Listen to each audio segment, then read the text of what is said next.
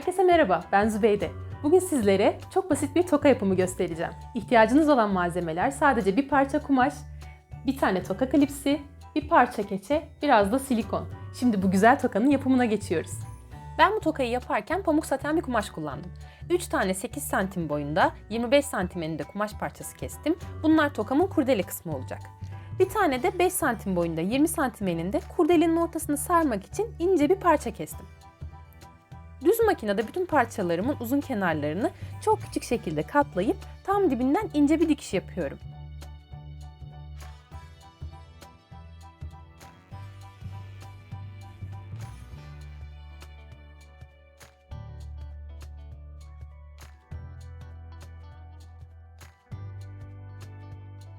Daha sonra büyük parçaları kumaşın tersi içeride kalacak şekilde iki yandan tam ortaya doğru katlıyorum. Hafifçe üst üste getirdiğim parçaları dikerek birleştiriyorum. 3 parçaya da aynı işlemi uyguladım. İnce parçayı iki kısa yanından pile yapıyor gibi ortada birleştirip diktim. Buradaki amaç kurdelenin tam ortasından sarınca kat kat bir görüntü elde etmek. Çünkü öyle daha şık görünüyor.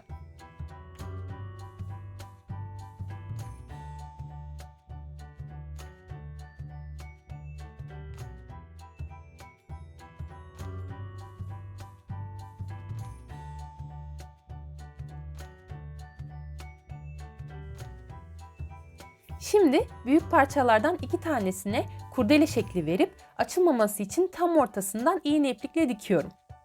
Elimle büzdüğüm kumaşa iğneyi bir kere batırıp daha sonra etrafından sıkıca ip sarıp düğüm atıyorum. Daha hızlı oluyor ve hiç açılmıyor.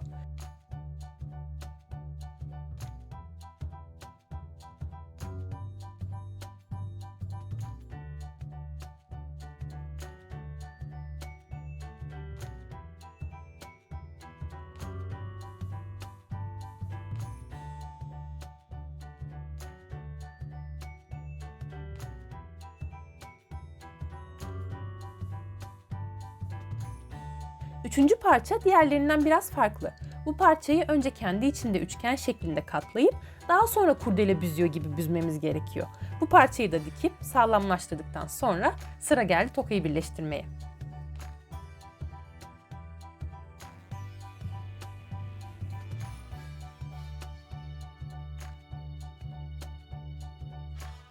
Önce iki kurdeleyi orta noktaları birbirine denk gelecek şekilde birleştirip dikiyorum.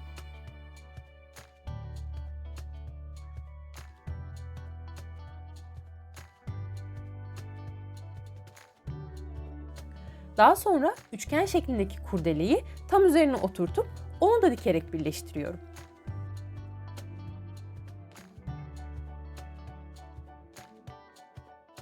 Pile şeklinde yaptığım bağcığı kat kat duracak şekilde tokanın tam ortasına oturtuyorum. Bu aşamada fazla kalan bağcık parçalarını kesip ortadaki katlı görüntüyü bozmadan üst üste getirip dikiyorum.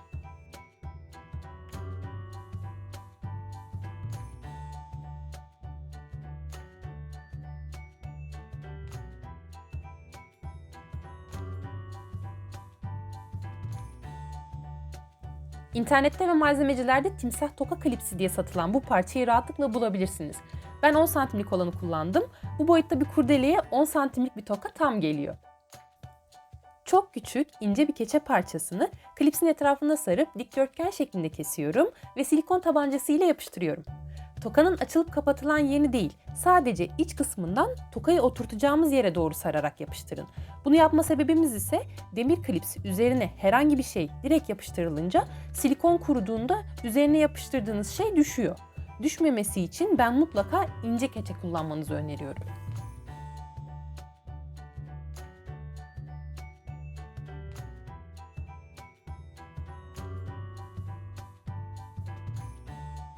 Şimdi son aşamadayız. Tokanın üst kısmına, keçenin üzerine silikon sıkıp kurdelenin tam ortasına yapıştırıyorum ve iyice tutması için sıkıca bastırıyorum. Tokamız bitti. Siz de kızlarınıza artan kumaşları değerlendirerek renk renk çeşit çeşit tokalar yapabilirsiniz. Videomu beğendiyseniz beğen tuşuna basmayı, hala abone değilseniz lütfen abone olup destek olmayı unutmayın. Hepinize bol dikişli günler diliyorum.